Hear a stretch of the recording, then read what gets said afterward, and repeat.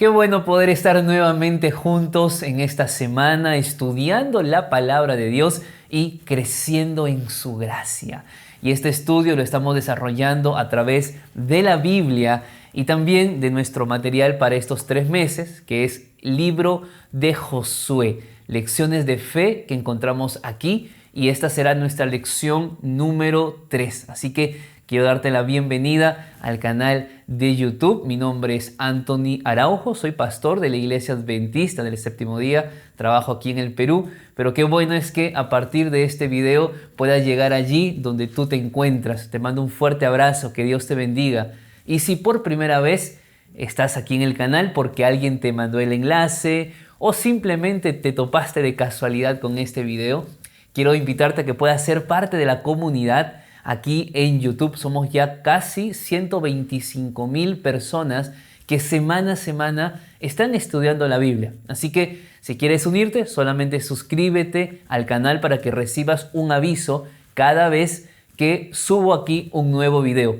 Pero también quiero invitarte a que puedas unirte a la comunidad en WhatsApp, porque allí, además de estos videos que comparto cada semana, también comparto resúmenes diarios del estudio. Así que si tú también quieres un complemento diario del estudio de la semana, pues únete a la comunidad en WhatsApp. ¿Cómo puedes hacerlo? Simplemente dale clic en el link que está apareciendo en el primer comentario de este video. Ve allí y estarás uniéndote a esta comunidad. Y esta semana estaremos estudiando lección número 3 y vamos a entrar a esta parte de la historia donde el pueblo de Israel cruza el Jordán. Pero ojo aquí, no vamos a ver cómo fue que Israel cruzó el Jordán, sino qué lecciones que van a fortalecer nuestra fe hay en esta historia. Por eso el título de la lección es Monumentos de Gracia y estará basado principalmente en el libro de Josué, capítulo 3 y capítulo 4. Así que toma tu Biblia en este momento y juntos oremos a Dios para que Él sea nuestro maestro en esta lección de esta semana. Vamos a orar. Padre eterno, gracias por el milagro de la vida y a través de la vida tener la oportunidad de conocerte aún más, querido Dios.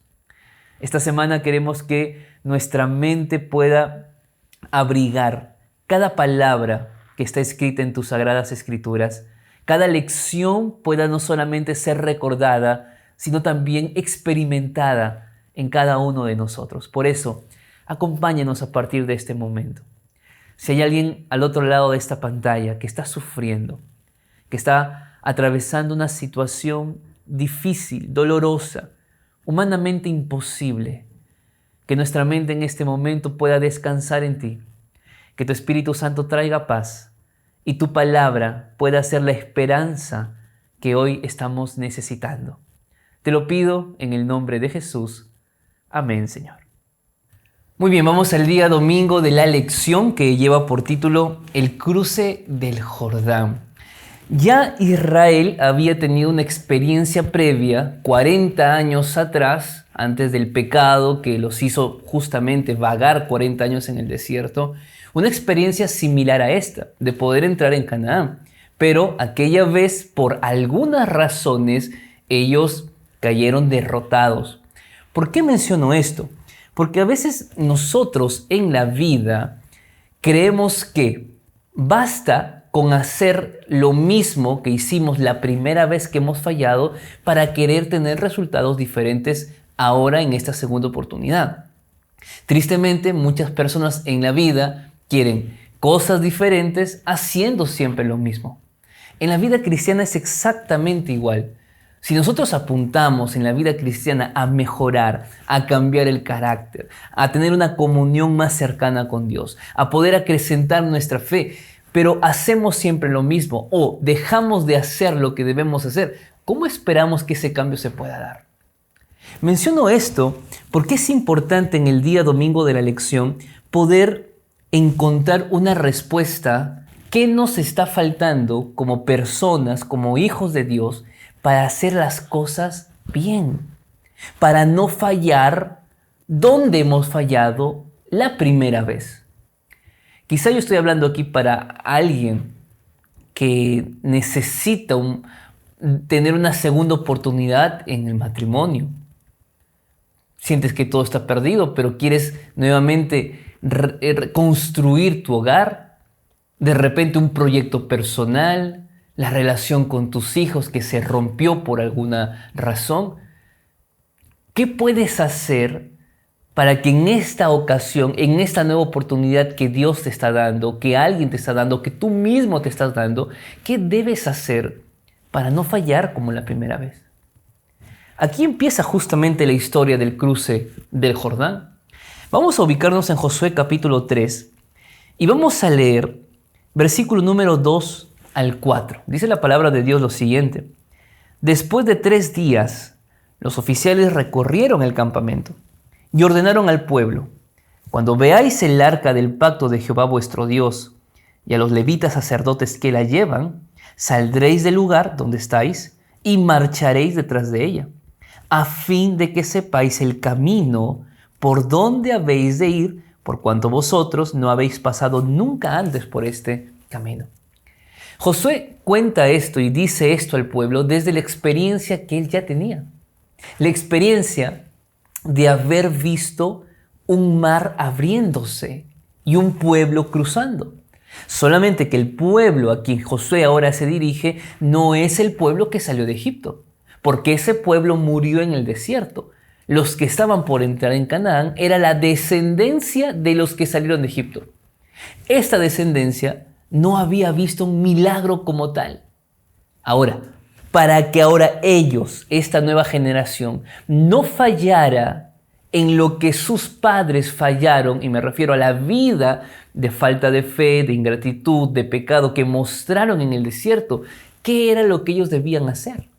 Entonces, lo primero que el texto bíblico plantea es el arca del pacto. Es interesante porque por primera vez en el libro de Josué se hace mención al arca del pacto. Y llama además la atención que solamente en el capítulo 3 y en el capítulo 4, en estos 2 capítulos, la expresión arca del pacto aparece 17 veces. ¿Qué es el arca del pacto? ¿Por qué era tan importante el arca del pacto? 2 razones. Primera, porque el arca del pacto era sinónimo de la presencia de Dios. Y en segundo lugar, era sinónimo de su perfecta ley, porque allí estaba la ley de Dios y porque a través de la ley el ser humano puede encontrar la gracia en Cristo Jesús. Por lo tanto, cuando el pueblo es llamado a caminar, es interesante porque el texto dice que caminen detrás del arca. Es decir, si van a avanzar, avancen detrás de la presencia de Jehová. Y eso es algo que nosotros no podemos pasar por alto. Porque a veces nosotros queremos hacer cosas diferentes, pero Dios está tras nuestro. Eres tú quien está delante queriendo dirigir tu vida, cuando tu experiencia te ha mostrado que lo que haces no es suficiente. Cuando tu experiencia te ha mostrado que tus decisiones te han llevado por el camino equivocado. O tus decisiones no te han llevado a ver lo que tú un día querías ver. Al contrario, puede que hoy todo esté destruido. ¿Por qué? Porque Jehová no está delante. Porque Jehová está atrás. Y mientras Jehová esté a tú atrás o detrás tuyo, no esperes encontrar el camino para hacer las cosas diferentes. Llama mucho la atención, porque además del arca del pacto, Josué pide al pueblo que cuando él diga, es hora de marchar, el pueblo marche. Que cuando vean el arca delante, el pueblo se levante y empiecen a caminar detrás del arca. Hasta aquí quien guiaba al pueblo era la columna de fuego, era la nube. Ahora ya no, ahora va a ser el arca. ¿Qué implicaba esto? Obediencia. A caminar aún sin saber si el río Jordán se iba a abrir. Caminar sin saber si es que podrían cruzar el río.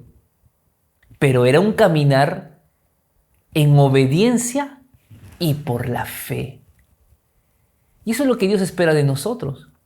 Yo sé que nosotros queremos ver milagros de Dios. Pero ¿cómo podemos esperar un milagro de Dios si no obedecemos a Dios? Peor aún, si Dios no está delante de nosotros. Y estamos confiando más en nuestra propia experiencia más que en Él. Deja que Cristo vaya al frente de tu vida, no atrás. El arca del pacto estaba delante. El arca del pacto guiaba al pueblo. El arca del pacto era sinónimo de que si un día el pueblo iba a entrar en Canaán, no iba a ser por sus méritos, no iba a ser por su fuerza, no iba a ser por su experiencia, iba a ser porque Cristo estaba delante de ellos. Y el día que tú coloques a Cristo delante de ti, Él te va a mostrar el camino que tú no has recorrido hasta aquí, pero que Él lo conoce. Porque Él ya trazó un camino para tu vida. Él ya trazó un camino para tu familia. Pero Cristo tiene que estar adelante a fin de que sepas el camino por donde tienes que ir.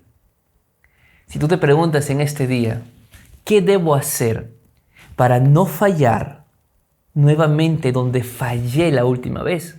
Primero, que la presencia de Jehová esté delante tuyo. Segundo, obediencia. Tercero, fe en Dios. Cuando tú sumas estos elementos, tú vas a darte cuenta que tu vida está siendo guiada correctamente. Pero hay un elemento más, creo yo, el más importante, y eso lo dice el versículo número 5. Josué le dijo al pueblo: santificaos, porque Jehová hará mañana maravillas entre vosotros. Santificarse. ¿Qué es santificarse? Santificarse es consagrarse. Santificarse es pedir perdón a Dios. Santificarse es arrepentirse de sus pecados. Cuando el ser humano se santifica, cuando el ser humano se consagra a Dios, Dios hace maravillas. No esperes maravillas si primero quieres maravillas y luego consagrarte. No funciona así. La promesa está dada, Él puede hacer milagros, pero para que tú veas el milagro, conságrate. La consagración precede al milagro que tú quieres ver. Cuando tomas en consideración esto, te vas a dar cuenta de que Dios puede hacer maravillas en tu vida. Ahora bien, tú dirás: pastor, voy a consagrarme, voy a ser obediente, voy a avanzar por fe porque quiero un milagro. Ahora yo te hago otra pregunta: ¿para qué quieres el milagro? Y aunque la pregunta te parezca incómoda, todos los milagros de Dios tienen un propósito. Y si quieres saber cuál es el propósito, te lo cuento ahora en el siguiente día de la lección. Vamos al día lunes de la lección, que lleva por título El Dios de las Maravillas. Y claramente Él es el Dios de las maravillas. Pero, ¿qué es una maravilla? ¿Sabes? La palabra que usa el texto bíblico que hemos leído en el versículo 5, la raíz hebrea es palá. Y es interesante porque palá es la misma palabra o la misma raíz hebrea que aparece en Éxodo capítulo 3, versículo 20. Y cuando tú buscas Éxodo capítulo 3, versículo 20, te vas a dar cuenta que es la historia del llamado que Jehová le hace a Moisés para que a través de Moisés Dios haga maravillas en Egipto. Por lo tanto, ¿qué significa esto? Que el Dios que estuvo con Moisés y el pueblo que vio las maravillas de Jehová, ahora es el mismo Dios que estaba con Josué y que iba a hacer maravillas entre los hijos de aquellos que habían salido. La palabra maravilla significa ser extraordinario. La palabra maravilla en el hebreo significa imposible de hacerse humanamente. Por lo tanto, el único que puede hacer maravillas es Dios. El único que puede hacer un milagro en tu vida es Dios. La pregunta ahora surge: ¿por qué Él quiere hacer un milagro? Otra pregunta que surge: ¿por qué Dios aún no ha hecho el milagro en tu vida? ¿Por qué tu oración aún no ha sido contestada? Y aquí está la respuesta. Toda maravilla de Dios tiene un objetivo. Si no estamos alineados al objetivo, puede que la maravilla no suceda. Te voy a explicar. Mira, lee conmigo ahora lo que dice el versículo número 9 y 10. Dice la palabra de Dios lo siguiente. Josué le dijo a los hijos de Israel: acercaos y escuchad la palabra de Jehová vuestro Dios. Y añadió Josué: en esto conoceréis que el Dios viviente está en medio de vosotros, y que Él echará de delante de vosotros al cananeo, al eteo, al heveo, fereceo, gergeseo, amorreo y jebuseo. Aquí está la respuesta del propósito de las maravillas de Jehová. El propósito de la maravilla no es la maravilla en sí. Mejor dicho, Dios no quiere que Israel cruce el Jordán para que Israel tenga la experiencia de haber cruzado un río. No.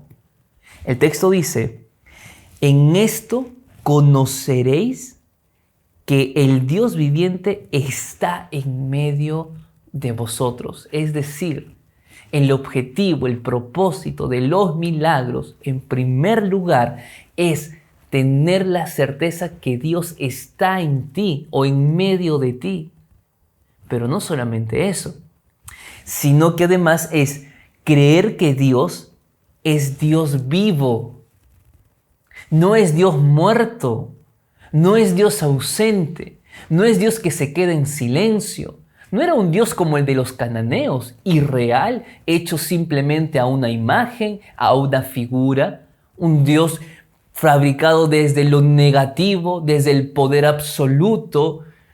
No, nuestro Dios es diferente. El Dios que tú tienes en tu vida es diferente. Es un Dios que actúa porque es un Dios vivo. Es un Dios que interviene en tu vida porque es un Dios vivo. Es un Dios que cumple sus promesas porque es un Dios vivo. Ese es el Dios que tú tienes. Es el Dios que yo tengo. Y ese Dios vivo hoy está en medio de tu familia, en medio de tu vida. Y además de eso, el objetivo de los milagros es lo que dice el versículo 10, la segunda parte. Darte cuenta que Él no solamente quiere empezar un proceso de transformación en tu vida, sino que Él también quiere terminar ese proceso.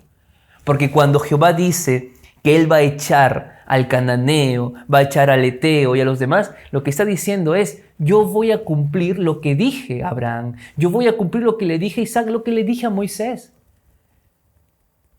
¿Por qué?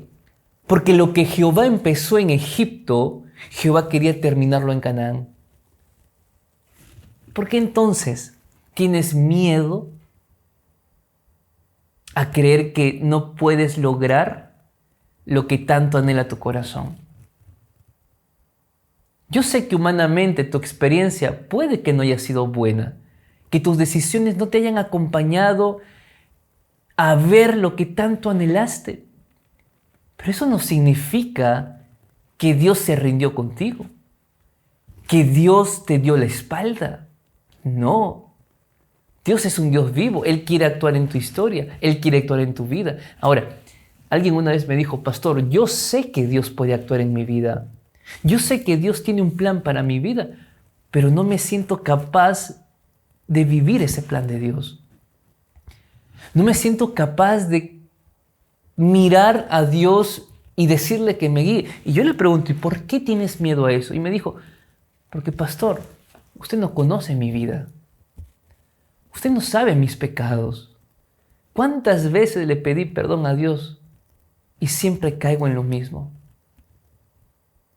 Y puede ser esa la experiencia tuya o de alguien a quien tú amas. Pero ¿sabes algo que a mí me llama mucho la atención en esta historia?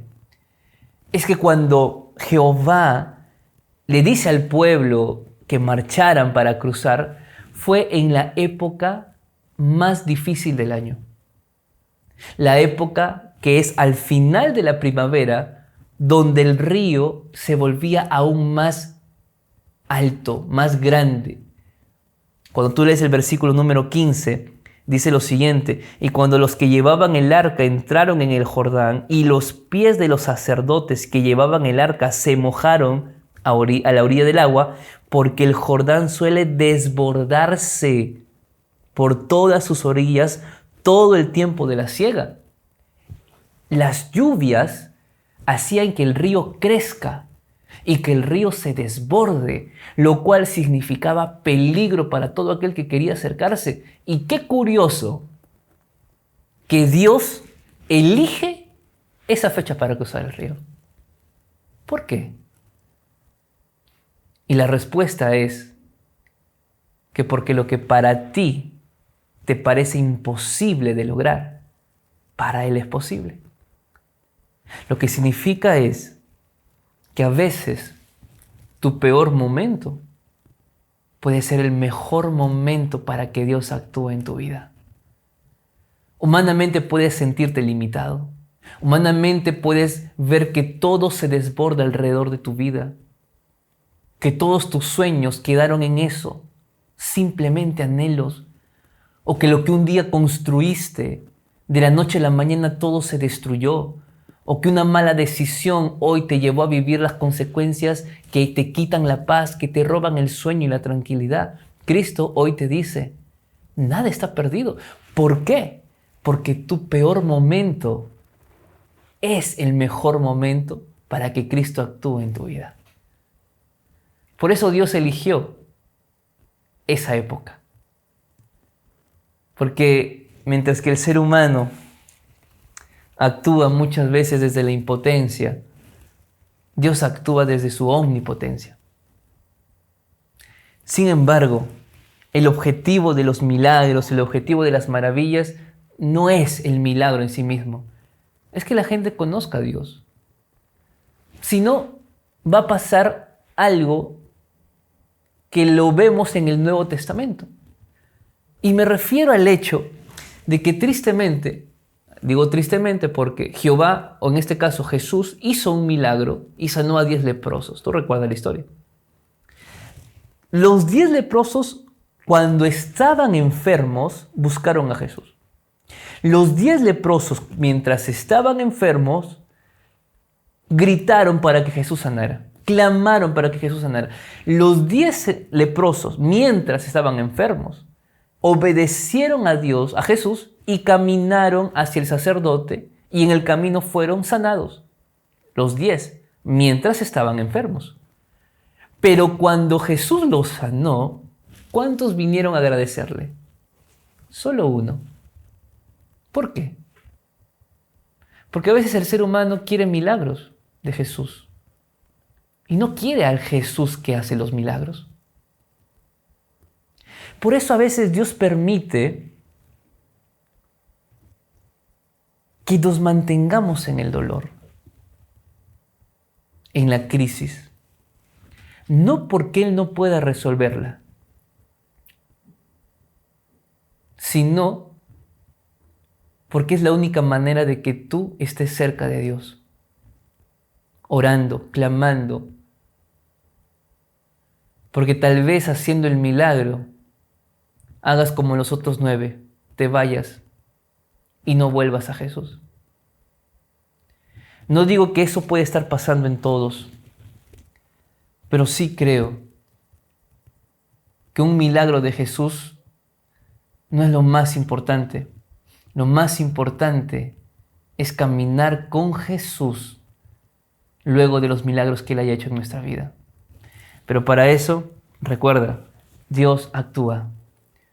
Y si hay un Jordán por delante que no puedes cruzar porque te es imposible, nunca olvides, lo que es imposible para el hombre es posible para Dios. Vamos al día martes de la lección. El título es Recuerda. Cuán importante es no olvidar esto, recordar. Yo creo que guardamos experiencias en la vida, pero hay experiencias que olvidamos. A veces la mente es muy finita. Por eso enmarcamos fotos en casa. Ponemos las fotos más bonitas, las fotos que nos traen buenos recuerdos en casa. Imprimimos el diploma del título del hijo, de la hija, tuyo, porque es orgullo para la familia, porque muestra la perseverancia, la lucha incansable, el éxito. ¿Por qué hacemos eso? Porque las experiencias pueden olvidarse. Y lo que no queremos justamente es olvidar lo que ha marcado nuestra vida. Qué interesante es, porque Dios pide a Israel que no solamente recuerden lo que han vivido, la experiencia de cruzar el Jordán, sino que aquel recuerdo lo enmarquen.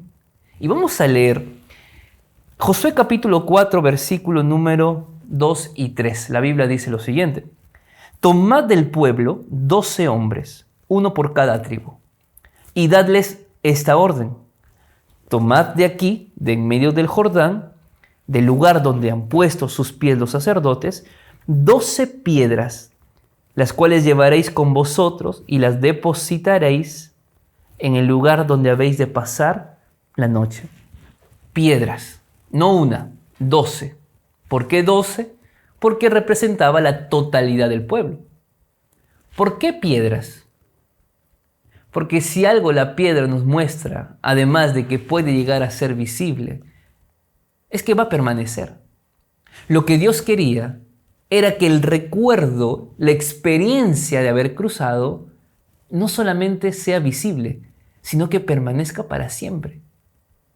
Por lo tanto, aquí te das cuenta que el mayor peligro para Israel no estaba en los enemigos que habrían después de cruzar el Jordán.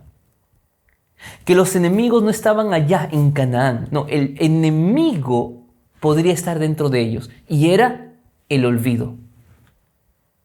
Por eso Dios manda a que recordaran a través de estas 12 piedras lo que había ocurrido. La pregunta es, ¿cuál es el propósito de recordar lo que hemos recibido de Dios? Y aquí la respuesta está primero con lo que dice el versículo número 6 y 7. Dice la Biblia lo siguiente: para que esto quede como una señal entre vosotros, y cuando vuestros hijos pregunten a sus padres mañana, ¿qué significan estas piedras?, les responderéis: las aguas del Jordán fueron divididas delante del arca del pacto de Jehová. Cuando ella pasó el Jordán, las aguas del Jordán se dividieron, y estas piedras servirán de monumento conmemorativo a los hijos de Israel para siempre. Qué interesante. Porque el texto dice que las piedras serían señal. Señal o memorial. Aquí el verbo que se utiliza, o la palabra que se utiliza, es sicarón, que viene del verbo, de la raíz hebrea sacar. Y sacar tiene que ver con recordar, con importante recordar. ¿Qué era lo que Dios quería? Dios manda que esto se haga como una señal pedagógica, educativa. ¿Para quién? No solo para ellos, porque el texto dice para que cuando tus hijos te pregunten mañana, es decir, para la siguiente generación. ¿Saben? Hay un gran desafío que tenemos como iglesia. El gran desafío es que las generaciones de hoy conozcan de dónde venimos. El gran desafío es que recordemos, queridos amigos, que somos una iglesia profética, con un mensaje profético y con una historia profética. Pero si eso no se comparte de generación en generación, lo que estamos levantando son generaciones que no conocen su historia. Y si no conocen su historia, no tienen identidad. Y cuando no hay identidad, todo lo que ocurre en el mundo queremos imitarlo.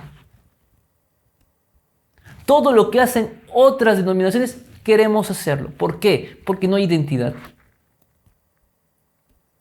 Cuán importante es que haya una transmisión, no solo del mensaje bíblico, de la historia de la iglesia, del mensaje de la iglesia, de las bendiciones que hemos visto en nuestra familia, en casa, a los hijos. Porque esa es la forma como construimos y compartimos la herencia espiritual.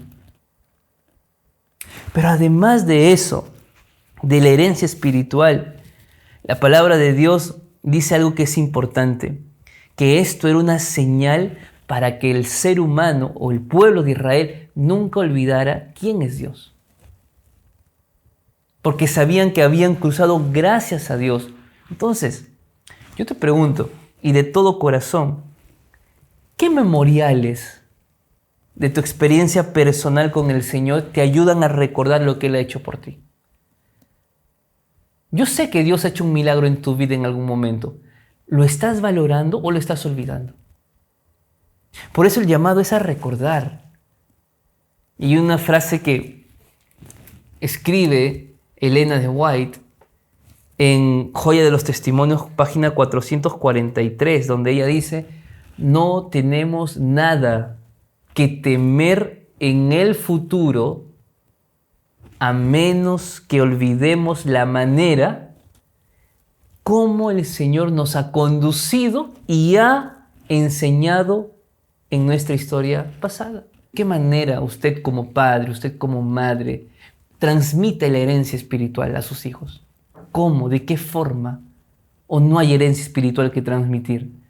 ¿Cómo tú, como miembro de una iglesia, con tantos años esa iglesia en la que participas, que cada año celebras un aniversario, cómo los más pequeños, los más jóvenes, están siendo atrapados, enamorados por la historia de esa iglesia que se fundó?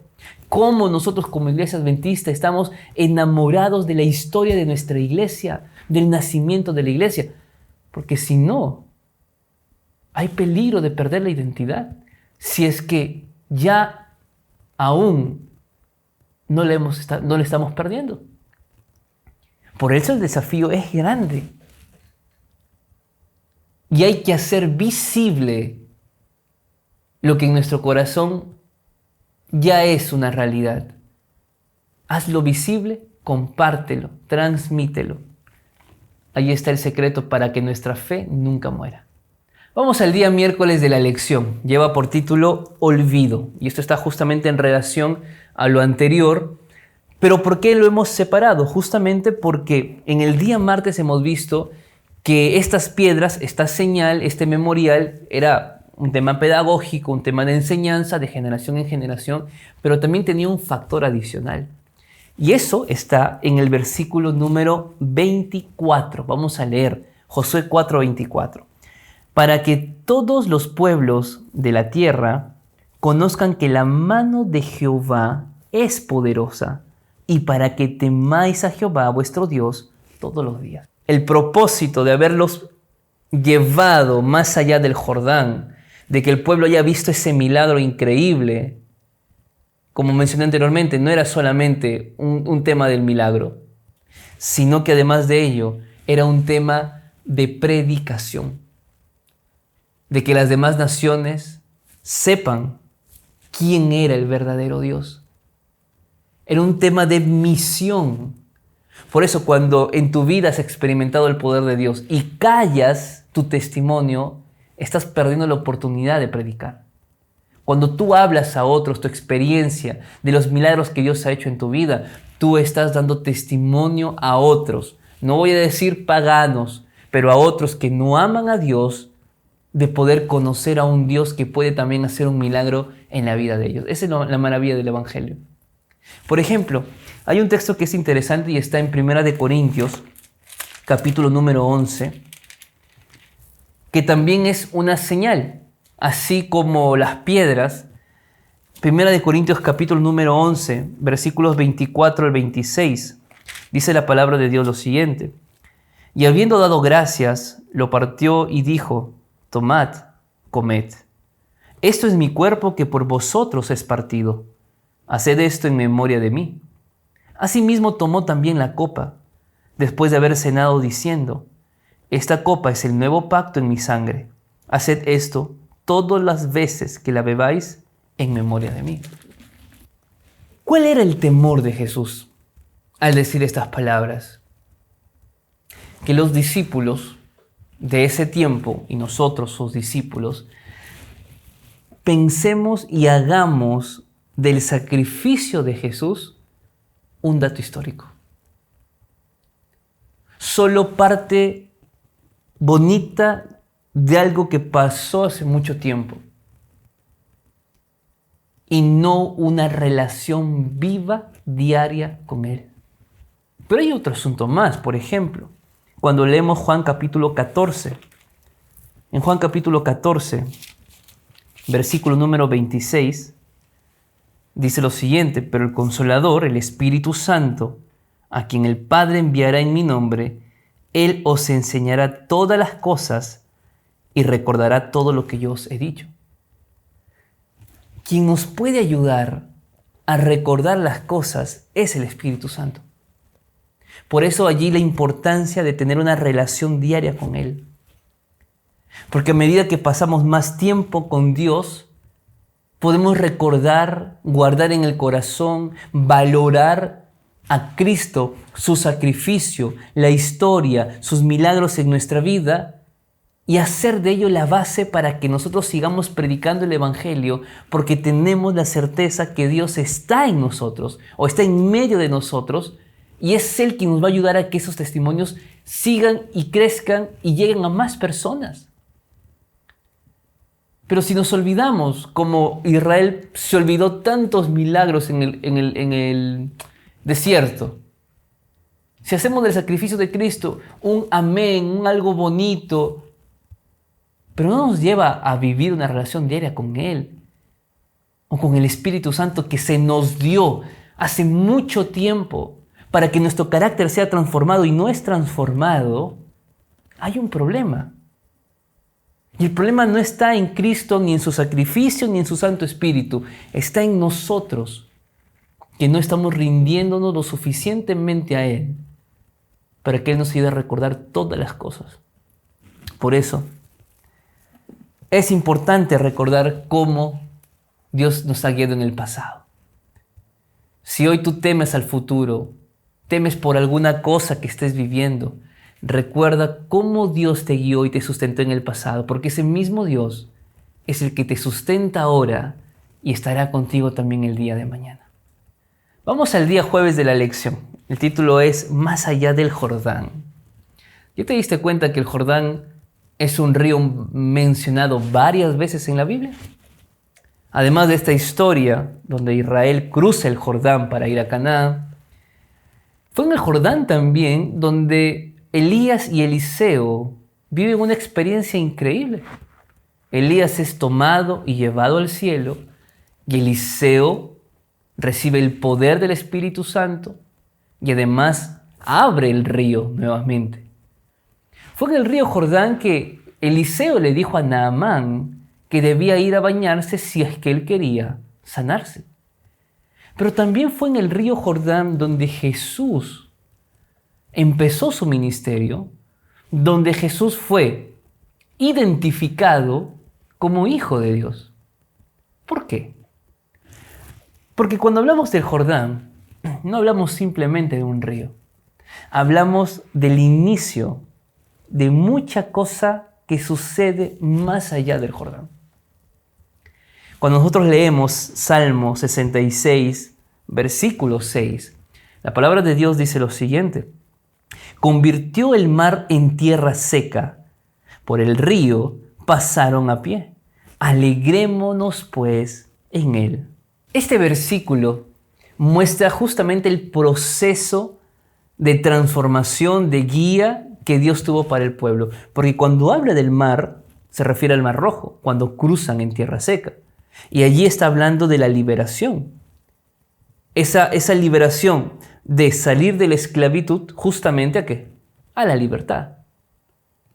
Pero luego hace referencia al río, donde el pueblo era un pueblo nómada. un pueblo errante, un pueblo que caminaba, pero que luego de cruzar el Jordán ahora pasaba o estaba lista para convertirse ya no más en un pueblo nómada, sino en una nación. Porque justamente lo que vemos aquí en estas dos travesías es el cambio de estatus de un pueblo esclavo a un pueblo con una nación establecida. Qué lindo es saber que el Jordán era símbolo de un propósito, que era símbolo de un nuevo comienzo, que el Jordán era símbolo de que cuando Jehová lleva a su pueblo, no los deja al borde del río, los hace cruzar. Y que lo que puede parecer el final, luego de hacerlos cruzar, es tan solo el inicio de cosas más grandes que vienen por delante. ¿Por qué te digo esto? Porque todos tenemos un Jordán que nos da miedo cruzar. Todos tenemos una decisión que tomar, pero que nos da temor.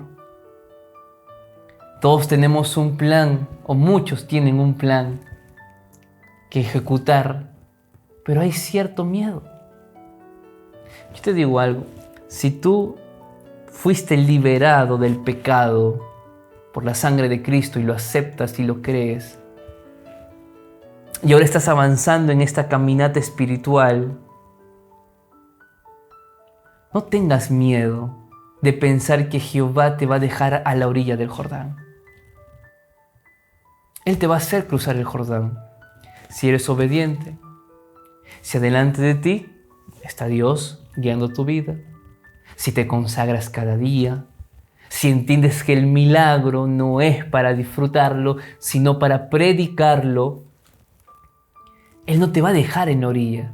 Y cuando Dios te haga cruzar el Jordán, y cuando Dios te muestre aquello que hasta aquí tú no has podido ver en tu vida, ya sea por miedo, por vergüenza, por temor, fuera lo que sea, una vez que pases el Jordán en tu vida, tampoco te va a dejar allí. Va a continuar contigo, porque Él no quiere que tú seas un cristiano errante en la vida. No, Él quiere que tú vivas edificada en la vida, edificado en la vida. Y eso se logra únicamente en Cristo Jesús. Por eso, de todo corazón, que Dios te bendiga. No olvides, tienes que mantener tu fe viva. Y la mejor manera de mantener tu fe viva es levantando monumentos de gracia. Compártelo, háblalo y dale gracias siempre a Dios por lo que Él ya ha hecho en tu vida. Que Dios te bendiga en esta nueva semana, que es una semana linda para ti. Y no olvides este video, compartirlo con alguien que también necesita conocer de Cristo Jesús. Ya sabes que ahí abajo en el primer comentario está el link de la comunidad en WhatsApp. Ve allí, suscríbete aquí, compártelo y nos vemos la siguiente semana. Chao, chao.